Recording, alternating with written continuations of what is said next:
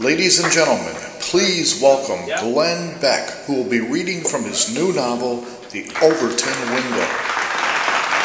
The Democratic response will be provided by Marty Shutter. Thank you. The Overton Window by Glenn Beck, with contributions from Kevin Balfe, Emily Bessler, and Jack Henderson. He wrote a novel with 3 people! It's like having sex with 3 people, waking up in a dirty bed, wiping the oil off, and wondering who the father is. I've been a fan of thrillers for many years. While nonfiction books aim to enlighten, the goal of most thrillers is to entertain. But there's a category of novels that do both. Faction. Completely fictional books with plots rooted in fact. And that is the category I strived for with The Overton Window. Normally, a writer has someone else do the forward for him. What, you couldn't get an O'Reilly offshoot or one of those inbred Hannitys? As you become immersed in the story, he's such an egomaniac. He can't conceive of you not loving his book. Certain scenes and characters in the story will likely feel familiar to you. He has trouble creating anything original. That is intentional, as this story takes place during a time in American history very much like the one we find ourselves living in now. But while the facts embedded in the plot are true, the scenarios I create as a result of those facts, along with the way things are tied together and the conclusions that are drawn, are entirely fictional. This story is half make-believe, half patriot farts, and 2/3 angel tears. It's just like the Fox News Channel. Let's hope they stay that way. He's just trying to scare you. He's like, boo! Like a goblin. I know this book will be controversial. Anything that causes people to think usually is. People hate him! In this case, I hope that you are forced not only to think, but also to do research. Read history. Ask questions outside of your comfort zone. It will ultimately be up to each of us to search out our own truths. He'll be selling his other books out of a Buick in the parking lot after the show. While this may go without saying even once, I feel the need to say it again. This is a work of fiction. He swears to God it's all made up, like Desperate Housewives or global warming. As such, some of the characters in this book express opinions that I not only disagree with, but vehemently oppose. You're not gonna believe this! Believe what? He had sock puppets write the dialogue for him!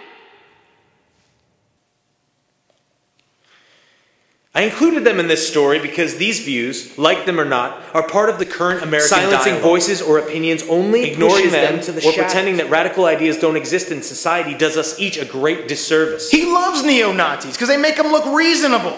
Without them, he wouldn't have an audience. You may also notice that the words Republican or Democrat, when they do, it's in an equally unflattering light. He can't get enough of that teabagging action.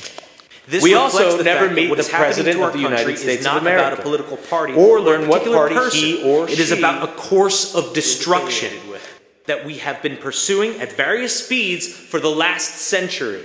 He wanted to let Obama have it, but the publisher says, nope, can't sell the film rights that way. Every day that we scream, where were you 4 years ago? Or, it's your party's fault, not mine.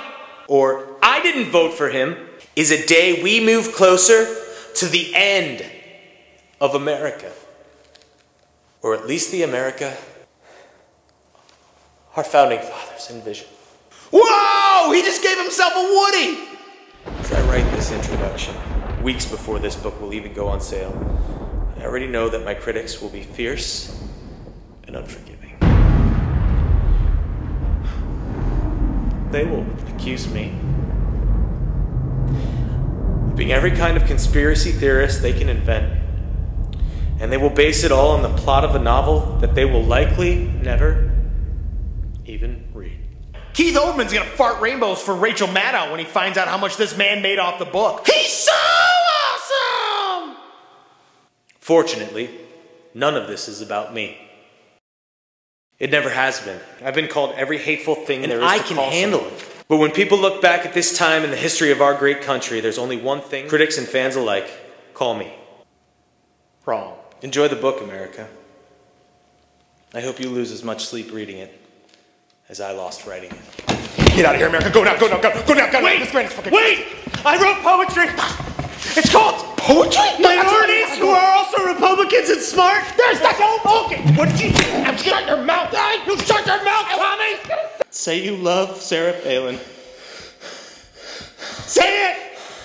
I will read more of this book to you right now. I love Sarah Palin. Too late. And as the towers fell, Obama laughed. Oh, he laughed! And the fire lit the sky! Stop! The fire lit